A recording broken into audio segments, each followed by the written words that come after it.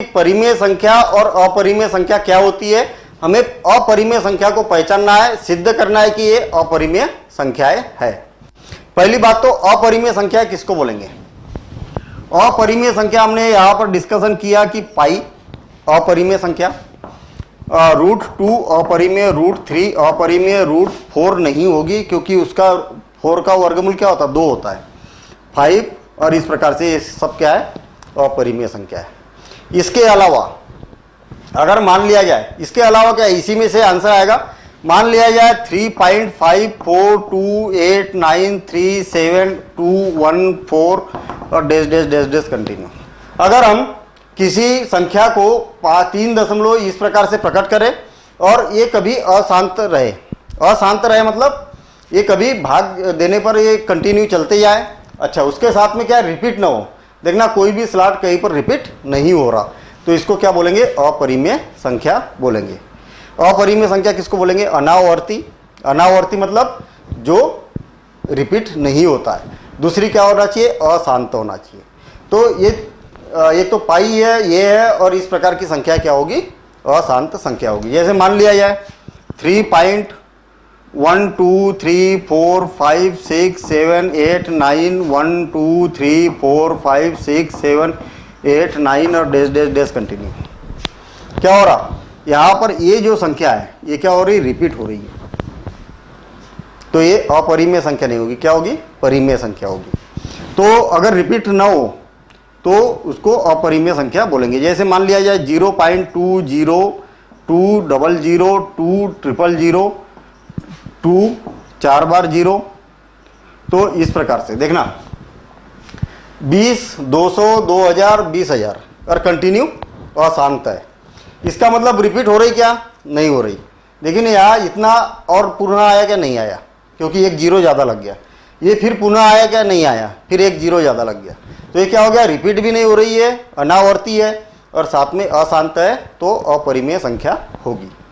अब अपरिमेय संख्या की प्रॉपर्टी क्या होती है, इसके बारे में हमें समझना है। मान लिया जाए कि एक परिमेय संख्या है, परिमेय संख्या, और दूसरी अपरिमेय संख्या है, अपरिमेय संख्या।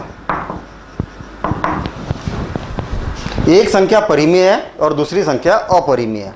मान लिया जाए कि हमारे पास में 3 परिमेय संख्या है और √5 अपरिमेय संख्या है। अगर दोनों का गुणा किया जाए तो अपरिमेय संख्या प्राप्त होगी, परिमेय संख्या प्राप्त होगी। तो ये नियम हमें याद रखना है, ये नियम अगली एक्सरसाइज में हम यूज करने वाले हैं। अगर परिमेय संख्या और अपरिमेय संख्या एक दूसरे में भाग दिया जाए, इसमें इसका भाग दिया जाए, तो अपरिमेय संख्या प्राप्त होगी। उल्टा अपरिमेय संख्या में अगर परिमेय संख्या का भाग दिया जाए, परिमेय संख्या का भाग दिया जाए, तो अपरिमेय संख्या ही प्राप्त होगी। अगर परिमेय संख्या और अपरिमेय संख्या को प्लस किया जाए तो अपरिमेय संख्या ही प्राप्त होगी।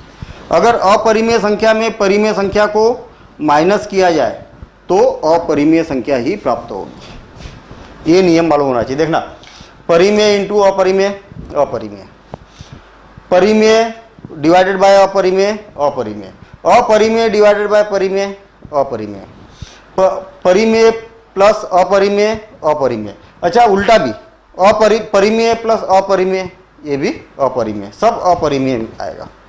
तो इस बेस पर कॉन्सेप्ट पर हम एक्सरसाइज देखते हैं और इस कॉन्सेप्ट को यूज करके क्वेश्चन को सॉल्व करते हैं। सिद्ध कीजिए कि √5 एक अपरिमेय संख्या है। देखना, क्वेश्चन एग्जाम में कुछ भी पूछा जा सकता है, √5 बोला जा सकता, √2 बोला जा सकता, √5 बोला जा सकता, √6 बोला जा सकता, √7 बोला जा सकता, √8, इस प्रकार से कोई भी संख्या बोला जाए। वर्किंग रूल फिक्स है, क्वेश्चन को एक जैसे ही हमें सॉल्व करना है। पहली बात तो अपरिमेय संख्या है, ये प्रूफ करना है हमें, √5। पहली बात, अपरिमेय संख्या किसको बोलते हैं, ऐसी संख्या जिसको p/q के रूप में प्रदर्शित नहीं किया जा सकता, उसको अपरिमेय संख्या बोलते हैं। क्लियर ना। अब यहां पर हम मान लेते, उल्टा चलते हम, माना √5 अपरिमेय संख्या है, ये हमें प्रूफ करना है, तो हम मान लेते कि ये परिमेय संख्या है। माना √5 एक परिमेय संख्या है, ऐसा हमने क्या किया यहां पर मान लिया। अगर ये परिमेय संख्या होगी तब क्या हो जाएगा, √5 = p/q के रूप में प्रदर्शित कर सकते हैं। परिमेय संख्या होगी तब प्रदर्शित कर सकते हैं। हमने मान लिया कि परिमेय संख्या है तो p/q के रूप में लिख सकते हैं, जहां q ≠ 0 व p तथा q के कोई उभयनिष्ठ अभाज्य गुणनखंड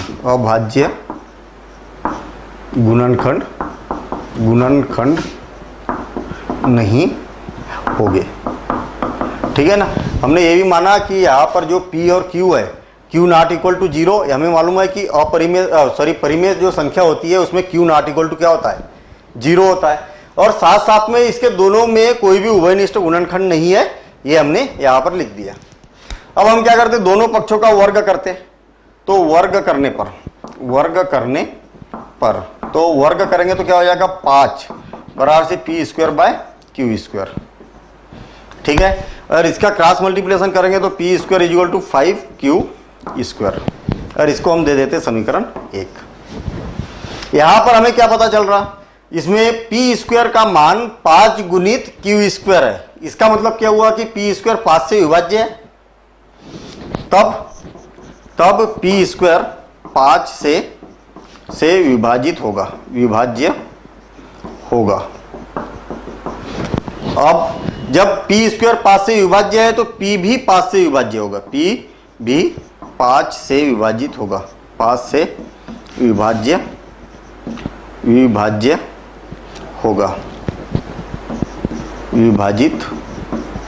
होगा। यह हमें मालूम है कि कोई भी संख्या का वर्ग किसी एक संख्या से विभाजित होता है तो वो संख्या भी उस संख्या से विभाजित होती है।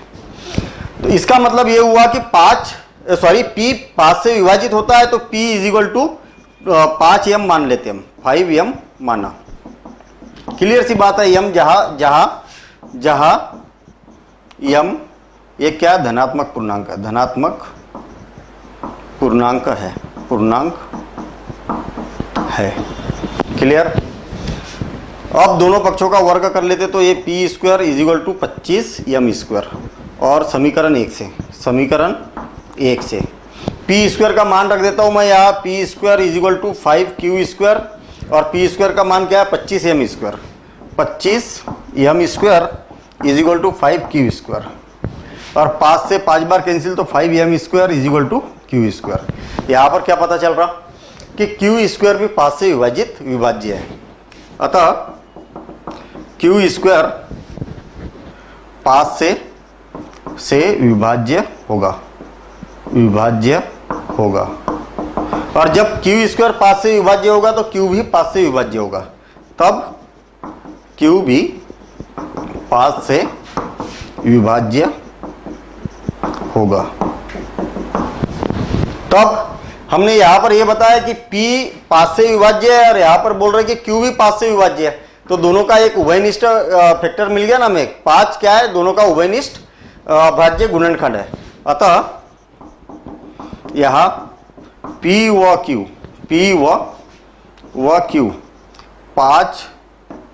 5 से विभाज्य होगा। तब हमने माना था कि p व q का कोई अभाज्य गुणनखंड नहीं है, अभाज्य गुणनखंड नहीं है, जो कि असत्य पाया गया।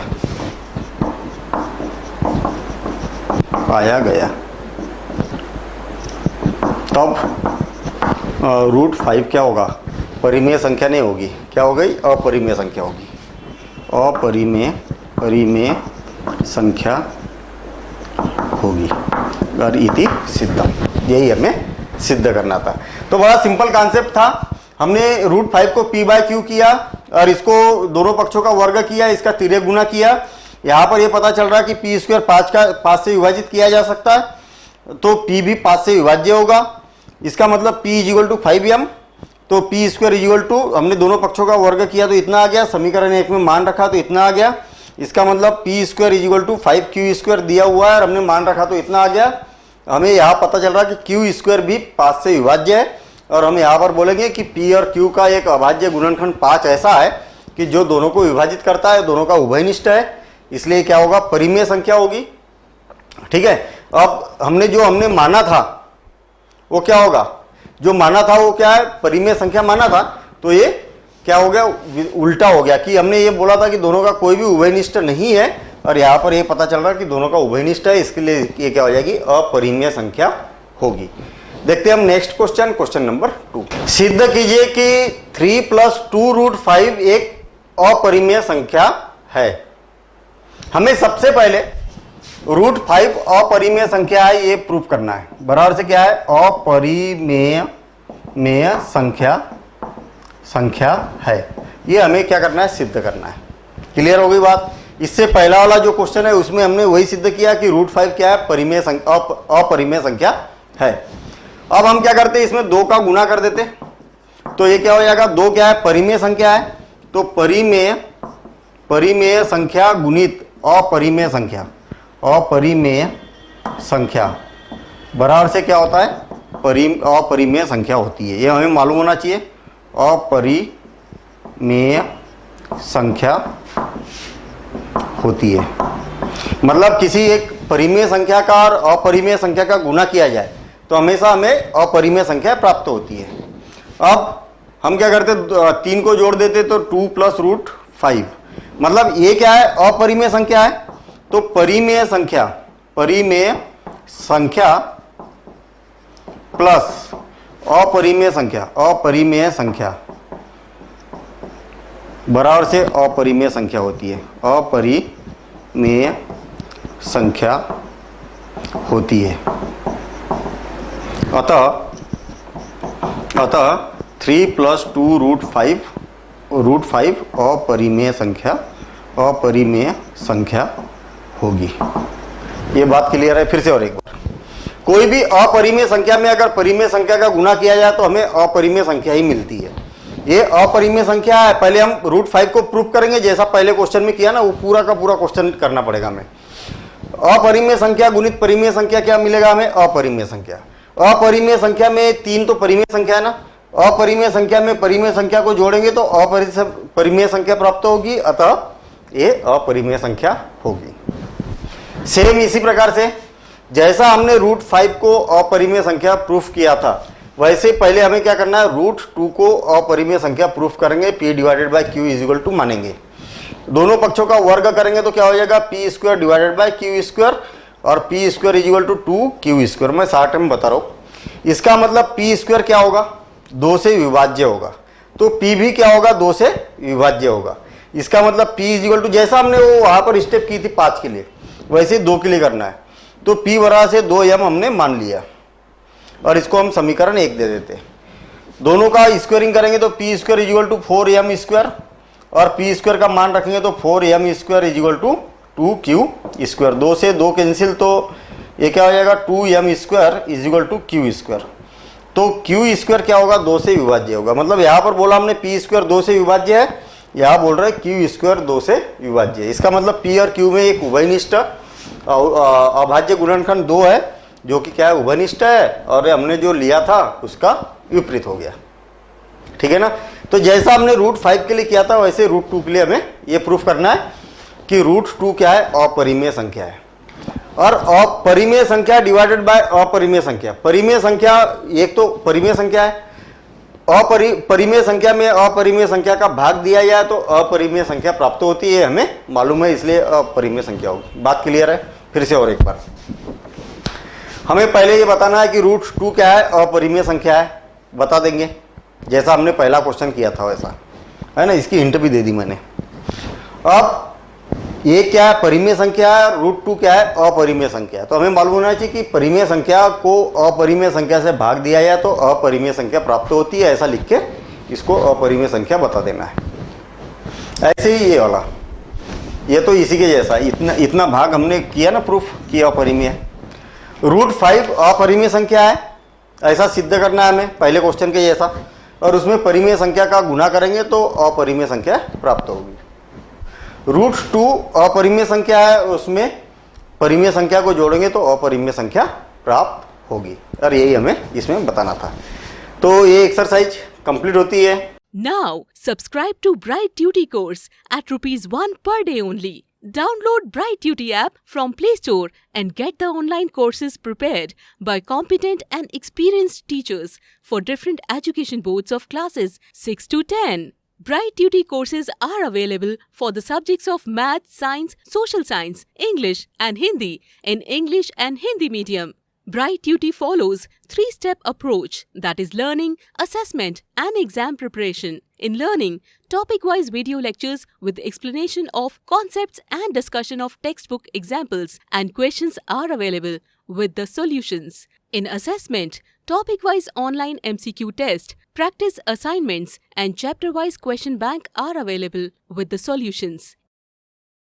In exam preparation, previous year's question papers, sample papers and model test papers are available with the solutions. Sign up today on Bright Tutor and avail your courses at affordable prices.